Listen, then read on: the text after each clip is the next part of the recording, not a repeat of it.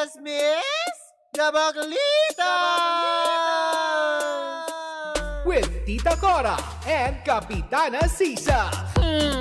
Same, pero iba. We are number 106.7 Energy FM. Pagdawag mo sabihin radyo. Sabihin mo.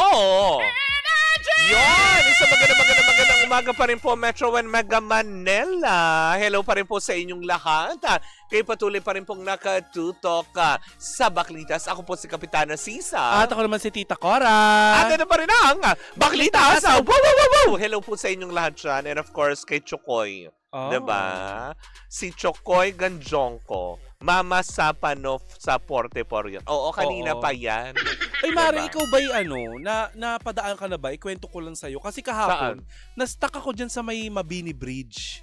Oo. Yung malapit sa sa amin. Yung sa may isa Jesus Nagtahan. Street. Oo, Nagtahan Bridge. Hindi ko alam kung normal lang ba yun. Ang ating mga papa-driver kasi, syempre dumadaan dyan, di ba? Yung mga, yung mga nag-four wheels din, dumadaan dyan. Pag may truck, umaalog siya. Oo. Actually, I think, etong buwan lang din na to, isang linggo pa lang yatang nakalilipas, na video ko siya, na may bitak lang dun sa gilid, sa may Center Island. Mari, kahapon talagang kumalat na yung basag. Talaga? Oo. Ay, tapos kapag may dumadaan na truck, umaalog. Yung mayanig. Oo. Hindi pa naman yan. Hindi pa naman ganun ka-grabe yun. Kasi, kumaga parang, yan yung mga Mabini Bridge na yan. Naniniwala ako, nang ginawa yan noong unang panahon, matibay yan. Hindi yan low-cost material. Oo. Kasi recently na lang naman yung ginagawa. Matagal na ba yung Mabini Bridge? Oo naman. Nagtahan Bridge yan eh. Talaga nandyan na yan ever since. Ilang presidente na ang lumipas, hindi naman na tibag yan. Oo. Yumayanig yan. Oo. Pero hindi naman ibig sabihin lalagapak yan. Kumbaga, siguro it's time na din to rehabilitate. Retrofit. Oo. Yung ganon. Oo, diba? Hindi natin alam. Wala kang dapat ipangamba. Huwag ka sana naririnig tayo ng DPWH. Hindi yan kagaya nung yung Skyway nga, di ba? Nung recently, may bumagsak na isang tipak na sa sakyan pa mismo bumagsak. Parang yung isang ganun Dim, yata. Oo. Pati sa SLEX, di ba yung ginagawang din? Oo, di ba? Yung mga ganyan. Kung saan may pumanaw. Sana man lang, di ba? Bigyan ng pansin. Ako naman, Mare, okay lang na yumanig.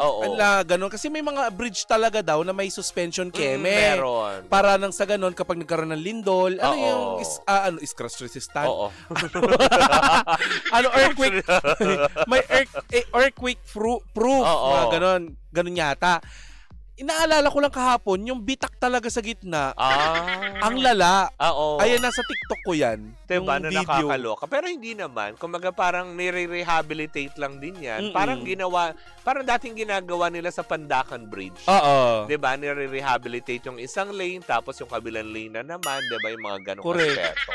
Pero, wala tayong dapat ipangamba. Diba, na nakakaloka. Pero, sana nga okay na ang lahat. Etong chika mo, anong papangambahan natin dyan? Ay, naku, Mare, eto nga nakakaloka. Sino ba yung mga Big Four? Ganon. Hindi landi. Sino ba yung mga Big Four? Si Raver, sino pa ba? AZ. Si tapos AZ. si Esnir. Sino ba yung ni Esnir? Saka si Charlie. Sino pa? Yan, 4 sila. Tapos nasama na, parang yung, si Will. Tsaka si Ralph. Diba? Silang 3 yata eh. Yung ano ba pangalan ng mga yung mga Big Four? Yung Charez. Charez. Si Ralph at saka si Will. Ayan, si Raver at saka si AZ. Yung Breka din, si Brent at saka si Mika Salamanca. Nakapasok ba sila? Yes. Kung parang recently, di ba, natalo nga sila doon sa Big Jump. So, yun yung Big Four, Mare. Big Four pairs. Ang taray, diba? Ngayon, Mare, ang nakakaloka, eto. Ano? Kasi nag-issue ng public apology ang kapuso mo, Jessica Soho. Dahil? Hindi ko ina-expect talaga to. Bakit? Parang ang random talaga nito. Ang kapuso mo, Jessica Soho, KMJS, matapos di umanong mag-retweet ng hate post laban sa PBB Celebrity Collab Edition na Asvir. Ayan, kabilang sa tambalan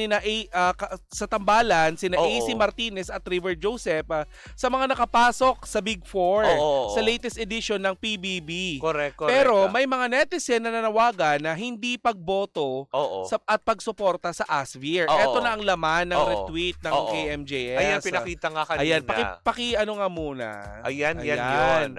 So, Mare, ang context kasi, around 1:40 a.m., June 29. Noong linggo lang. Correct. Merong daw tweet. Ayan. Ang sabi dito, i-Tagalog ko na lang, bandang 1:40 ng madaling araw noong June 29, napag-alaman namin na may nag-retweet mula sa aming program account na tila sumusuporta sa pag-evict sa isang Big Four duo bilang ng Pinoy Big Brother Celebrity Collab Edition. Nauunawaan namin ang pagkadismaya at pagkabigla ayan, na idinulot nito at kasalukuyan naming iniimbestigahan ang mga taong nagkaroon ng access sa account ng nasabing oras na yan. Taos-puso po kaming humihingi ng paumanhin sa mga nadismaya o nasaktan. Wala po kaming intensyon na magpakita ng pagkiling o paboritismo. Ayan, tinitignan po namin ang iba pang seryosong implikasyon. Ibig sabihin lang nito, kasi kung may access sa account nyo, kasi verified account yan eh. Ibig sabihin, tao nyo ang nagkamali. Yes, yan na yung sinasabi ko, Mare, na yung mga nasa likod ng production, kailangan ayusin ninyo. Correct. Kasi ang nakapronta dyan, yung mukha ni Miss Jessica. Na nakakaloka diba? na. And to think, kung nag-repost sila ng gano'n, ng parang hate campaign, so ibig sabihin, parang sinabi mo na, tipong Jessica, so hindi pala suportado ang collaboration ng GMA tsaka ng ABS-CBN. Paano kung kumari ni Maring Jessica yung nanay ni River? Diba? O kang kakilala. O hindi nasira ang pagkakaibigan. Correct, hindi ba? Nang dahil sa kapalpakan ng social media. Diba? Teka, sandali. Hindi kasi, Mare, eto, may mga pagkakataon dati, may kakilala din akong ganyan na minsan ang nagagamit nilang nag-handle siya ng social media ng isang malaking korporasyon. Hindi niya ine-expect na naka-login yun sa cellphone niya at yun ang nagagamit niya minsan na pang-message. Tapos nagsisend siya ng mga hindi magagandang pictures. Yan ang mahirap kasi kaya tama lang talaga dapat, diba, na maging, alam mo yun, mapanuri. Alam mo yun, be cautious talaga. Kasi katulad nito. Ang mo naman, ang bait mo naman. In short, kapag magtatrabaho ka as multimedia specialist ng isang organization, huwag kang tatanga-tanga. Hindi, kasi yun nga, unang-una, pagtrabaho lang. Bakit mo kailangan i-login sa cellphone mo yun? Hindi, diba? Kasi may mga ganyan, Mare. Na kapag halimbawa, biglaan. Kahit tayo dito, may mga social media expertise tayo dito na naka-login minsan sa cellphone nila yan para just in case lang walang tao dito sa opisina, pwede nilang gawin yung trabaho kahit na nasa labas sila. Pero hindi, syempre, diba, be cautious pa din, lalo pat katulad nito na i-repost nyo hate campaign. So, paano natin babawiin? Meron ako ganyan. Hindi ko alam mga pangga ko. Hindi ko alam kung may nakaka-relate pa. Sino? Ay kung naaalala pa nung mga pangga natin. Kasi 'di ba mga alternate din ako, pang chismis, pang tingin-tingin ng mga na mga kung ano-ano sa ex. Correct. Doon sa same phone na 'yon, nandun din yung real account ko sa ex. Nag-share ako. Gamit yung account mo. Gamit ko yung Tita Cora ng adult video. Kami nag-message sa akin. Diba? Tita Cora, may adult video kang shinare. Mula naging aral na sa akin na kailangang ihiwalay talaga kasi si Tita Cora ay trabaho ko lamang. Buti diba? Na lang. Hindi ko siya pang personal. Ako naman, safe. Kasi sa ex, wala akong ex, diba? Wala ka. Meron lang akong kumbaga parang pang China doon sa mga dapat mong makita. Sa Telegram, meron din naman. Meron pa. Nadala ako sa Telegram. Bakit? Kasi, 'di ba? Ang layunin ko kaya po ako nag-Telegram is para makapaglandi. Hindi natin naanahin yan. Yun talaga yung gusto mo. Yun po talaga ang aking layunin kung bakit po ako nag-open ng Telegram. Ang lola mo nag-upload ng mga kalandi ang mga photos. Hindi ko naman po akalain na ang Telegram ay nakakonect pala sa phone book mo. At nakikita nila ang mga friends mo. So sino nakakita? So may nakakita sa akin ng tipong, sabi niya, Kapitana Sisa, yung Telegram mo ito? Oo, yan yun. Sabi ko, paano mo nakikita? kasi nag-post ka, ito yung mga pictures mo. Sabi niya, talaga ba? Yung mga ganyan. Oh my God! Pinag-erase ko lahat ng mga... Bago pa lahat. Sabi niya talaga, nag-aalias pa man din ako doon sa Telegram. Kasi nga ayaw ko ipakita yung Kapitana Sisa. Nung sinare ko naman yung picture, tapos ako yung nakalagay, di alam din nila, nag-alias pa ako, di ba? Tapos nakita nyo tuloy ang Phoenix. Wow! Ako naman yung profile ko naman sa Telegram dati. Aso lang. So pinalitan ko, sabi ko, nandito na si Sisa. So alam na niya ako to. So pinalitan ko na naka-brat panty. Talaga. Tapos merong celebrity father. Na pare.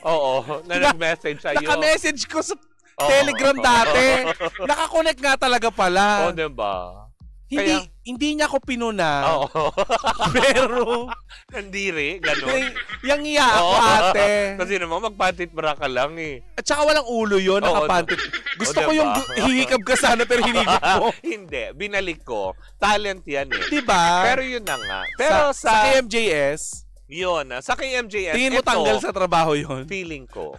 Kasi crucial eh. Parang yung nangyari din ito dyan, kung naalala nyo yung Buendia Corner, diba, Makati Avenue incident. Oo na. Yung nakapag-place sila ng Nyorn. Diba, during the traffic of the tao na hindi nila namamalayan. Alam mo, sa Makati pa ako nagtatrabaho noon, nakita ko yung ng personal. As in talagang, alam mo yun, in widescreen talaga, all over the diba, naloka ang mga tao. Teka lang, tama ba ang pagkakaalala ko? Ito yung nandun, yung electronic billboard na malapit sa Paseo de Rojas. Corner. Hindi, corner Makati Avenue, Buendia. Kung saan malapit yung skin station. Yes. Diba? Yun. So, kumbaga parang, yun kasi, kahit pa sabihin mo it was an honest mistake, kaya lang dapat naging cautious kayo na alam nyong lumalabas yan sa screen. Oo. Lalo pa ito sa account mismo. Tsaka kapag hawak nyo, lalo na sa media organization kayo. Hindi ko na lang din pinansin, ate ko. Magtatakipan tayo. Tayo lang din naman yan eh. Diba? Kapag mga nasa nasa linya kayo ng industriya kung saan nagpapalabas kayo ng mga impormasyon. Diba? Impormasyon. Kailangan maging matalino. Correct. Diba? Mag-proofreading kayo. I-check nyo lagi. Kasi ang hirap nun, te. Biruin mo, ang gusto mong ipahayag ay impormasyon. Correct. Diba? Informasyon na ikikintal mo sa utak ng mga tao tapos ikaw mismo. Hindi, tsaka isa pa, ang pangit naman nun. Tama lang na nag-react si Miss Jessica Soho kasi unang-una, siya ay under ng GMA Network. Alam nila pare-parehas na may collaboration ng ABS-CBN at GMA. Ito kasi yung mag-i-invite yung mga, alam mo yun, kapamilya supporters na galit na galit. Nagkataon, itong si Junel, yung listener natin, si Junel Banayo, nandun siya sa tapat mismo nung pinangyarihan sa amin na, dito yung Nyorn. Nandun pala siya, bumabiyahe pala siya. Mag-iingat ka, diba? Pero yun na nga, diba, na dapat talaga, hindi lang yung basta click ka lang ng click, ganyan, diba? Dapat talaga, be responsible to that. Kung alam mo kung ano yung trabaho mo as social media o kaya content, dapat be very careful, diba? Oo, accountability yan. Iba yung hindi nyo ako mahanap sa Grindr. Yak, may Grindr ka pa? Oo, bakit? Tanda. May Planet Romeo pa ako. Pinag-uusapan natin dati! May Planet Romeo, diba? Hanapin nyo nga si Tita Cora sa Planet Romeo. Nandun pa yung account ko. Kasi hindi ko naman binubura yan. May Planet Romeo, ganyan. Kaya suplado yung mga afam, ayaw kong pansinin. May mga nag-hello sa akin, yung mga native. Native country, man. Sabi ko, ayaw ko, wag na. Oo, lason tayo parehas. Bubulay bibig yung dalawa. Baklaan kayo. Ay, nako. Kaya nga naman yun ang pakay ko, maghanap ng afam. Pero kung walang, worst comes to worst, pupunta talaga ako ng Siargao, kahit ako mag-isa. Correct. Promise. Ay, huwag ka magganyan-ganyan. Baka mamaya gilingin ka, maging hamburger para ka. Sa tulay ng pangarap. Oo nga. Pero alam mo, may na-discover ako. Ano, nanonood kasi ako ng vlog ni Chad Kinis. May bago? Punta ka pala sa Bali, Indonesia. Parang pinaghalo-halo daw na sa Bali, Indonesia, parang pinaghalo-halong Siargao. La Union, ganun daw ang party doon, ma. Ay, talaga? Oo. Sana makapunta tayo doon one of these days. Talagang walang hiyaan. Ganun. Ay, gusto ko yan. Mura lang naman papuntang Indonesia. Magyaya nga tayo. Sino bang pwede natin makasama sa Bali, Itanong natin Indonesia? kay Cara kasi si Cara nakakaalam na mga best deal airfare. Oo naman. Bikulang na lang mag-tricycle yan papunta ng Indonesia. Bakla alam niya kaagad kapag merong piso fare. Oo, sabi niya, huy, mura ngayon. Dali mag-book kayo. Diba? Oo. Ka-tricycle si Cara papunta ng Indonesia. Kung gusto niyo po talaga mag-alam mo yun, dapat ito yung tinatap ng AirAsia. Oo nga, si Cara dapat. Para siya yung taga-announce na, oy, naka-low cost fare ngayon ng AirAsia. Oo nga. Alam mo, AirAsia at saka diba? yung iba pang mga airline, kunin nyo yung mga biyahe ng biyahe. Oo. Diba? Hindi yung kinukuha nyo yung mga puro reklamo. Ay! Sa dinami-dami nyo. Oo. Sa dinami-dami nyo dyan, walang masarap. Tabang. Sabihin mo yung dulo. Ha? Ay, gusto mo 30 days tayong mawain. At saka sa mga nang baba sa akin ha, okay lang yan, keep it up. Yes. I love it. Continue. Diba? Si Vilma Kaluwag, hello po sa inyong lahat dyan. Ay, nakikinig? Si Vilma Kaluwag, di ba nanay ni Nicole Kaluwag yan sa San Fernando? Mayor yan ng San Fernando, Pampanga. Tsaka yung si Phil Kaluwag ba yun? Yung kapatid ni di ba? Ni Nicole. Na medyo... Oo, si Philip. Oo, na nagpapa... Philip Kaluwag. Parang sexy siya sa mga Philip poses niya, di ba? Oo, ang yummy. Yum. Mayor Vilma, hello po, magandang umaga. Alam mo, love natin yan si Mayor Vilma Kaluwag. Oo naman. Diba? Pati si Katakutan, yung good morning. Na, si Romeo Katakutan. Ay, ang saya niyan panoorin, ma. Hello po sa inyong lahat dyan. Isang magandang umaga po sa inyong lahat. Oo. Uy, batiin lang natin si Kuya Obet. Ayan, magandang umaga po sa inyo. At saka si Chang Ami.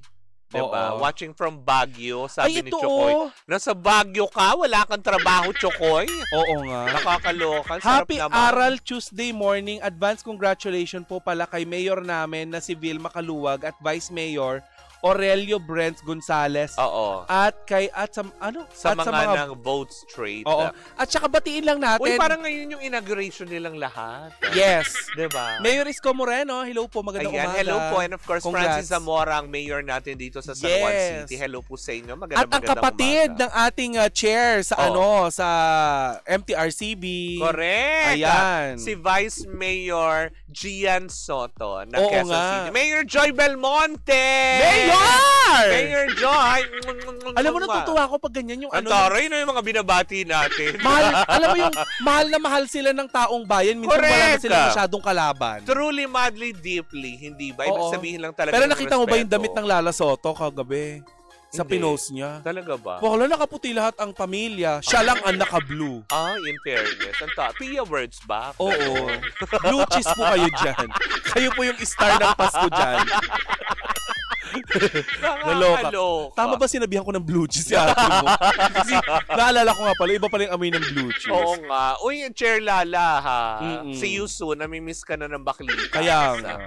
Anyways, may dadagdag shadow po kayong busy. Diba? Huwag niyo pong hintayin kami ang manransak sa opisina niyo.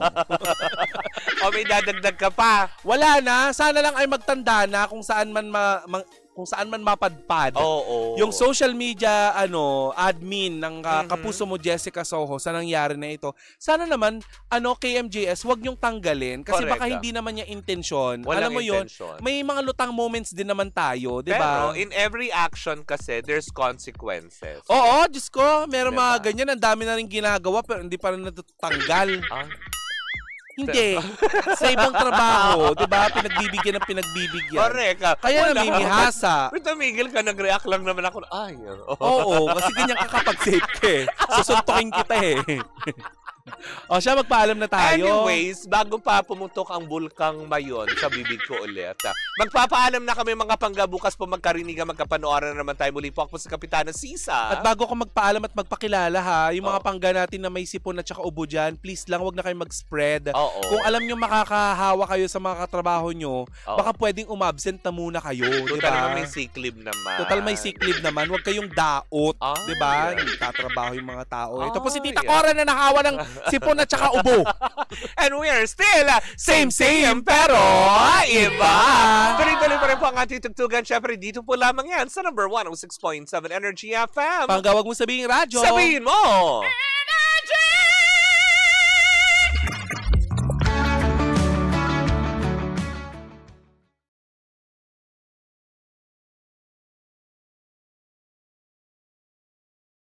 Pangga! Ako po si Gandang Kara, and don't forget to follow us sa lahat ng mga social media platforms namin at Energy FM 106.7 sa Facebook, sa Twitter, Instagram, YouTube, and TikTok. At samahan mo na rin ako sa aking programang Hot Stories na lagi po akong live 12 noon hanggang 3 p.m. sa TikTok Live or sa Facebook Live. Ako po nag-iisang chicks ng radyo, si Gandang Kara. Pangga, wag mo sabihin radyo, sabihin mo Energy!